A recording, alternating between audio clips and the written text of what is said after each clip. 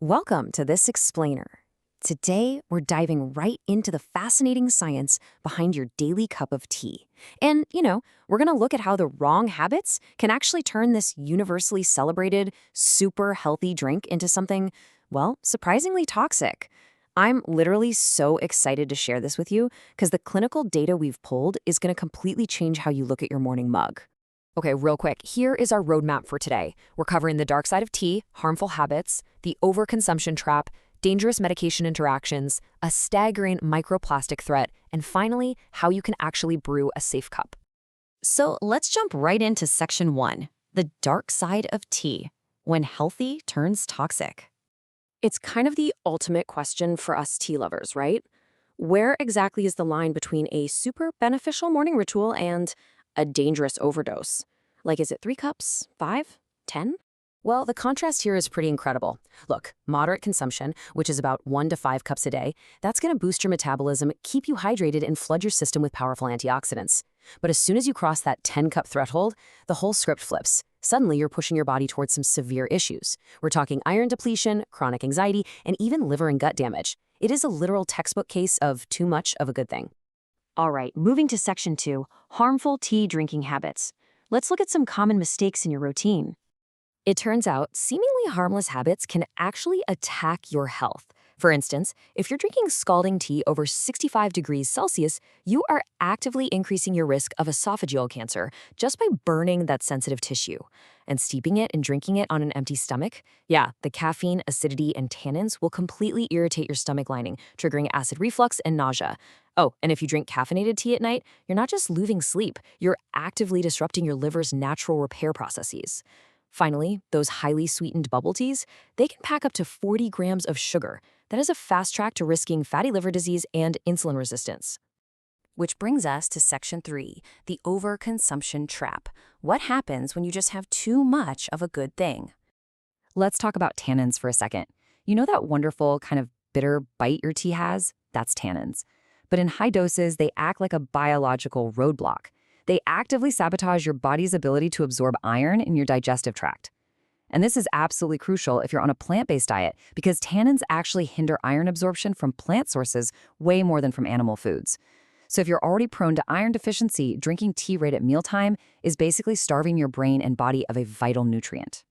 And man, if you're hitting that 10-cup mark, you are flooding your system with so much caffeine and tannins that you're just inviting a whole cascade of side effects. We're talking chronic sleep deprivation, simply because all that caffeine actively inhibits your melatonin production. Plus, you're risking severe caffeine withdrawal headaches, serious anxiety, and really painful acid reflux, because caffeine actually relaxes the sphincter in your stomach, creating this hyperacidic environment. Okay, on to section 4, dangerous medication interactions, how your tea might literally be fighting your prescription drugs.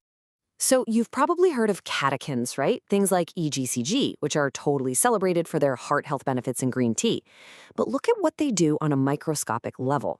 They act as these stubborn gatekeepers in your gut. They literally block the transport doors in your intestines and liver that your medications need to use to actually enter your bloodstream. If you take medications, you absolutely need to understand this table. Green tea can drop the absorption of a super common blood pressure drug, lisinopril, by a staggering 2/3. It also lowers the effectiveness of cholesterol-lowering statins, like Avastin. And if you're on a blood thinner, like warfarin, the vitamin K naturally found in tea leaves can drop your INR levels, which dangerously increases your risk for blood clots. Oh, and for a menopause drug like Veoza, green tea blocks the exact enzyme that breaks the drug down, meaning it dangerously raises the drug's levels in your body. These interactions are profound, guys, and could completely derail a medical treatment plan. Let's shift gears to section 5, the microplastic threat, the hidden toxins floating right in your mug. 11.6 billion. Just let that sink in for a second. That staggering number, discovered in a 2019 study by McGill University, is the exact amount of microplastics released from just one single PET plastic tea bag when it's brewed at 95 degrees Celsius. Think about that.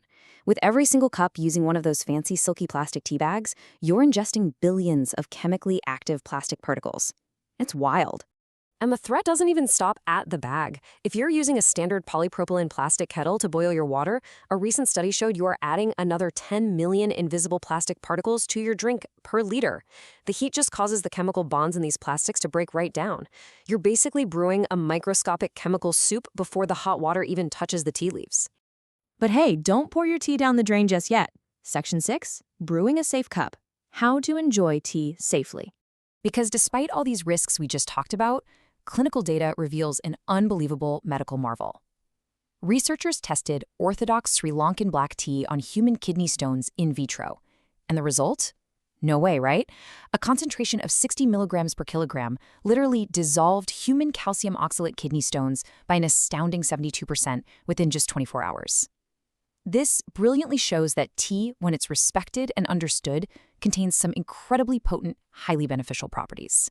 So, to get those amazing benefits without all the toxicity, you just need to follow this simple, safe brewing checklist. First, swap your plastic kettle for a glass one. Boom, you just eliminated millions of microplastics. Second, let your tea cool down below 65 degrees to protect your esophagus. Third, make sure to drink your tea between meals and far away from your medication times to prevent that iron depletion and those nasty drug interactions. And finally, just respect the limit. Keep your intake right in that sweet spot of 1 to 5 cups daily. Ultimately, as we've seen throughout this explainer, the age-old adage holds absolutely true. The dose makes the poison. Tea remains a miraculous, health-boosting beverage, as long as you respect its power and its chemistry.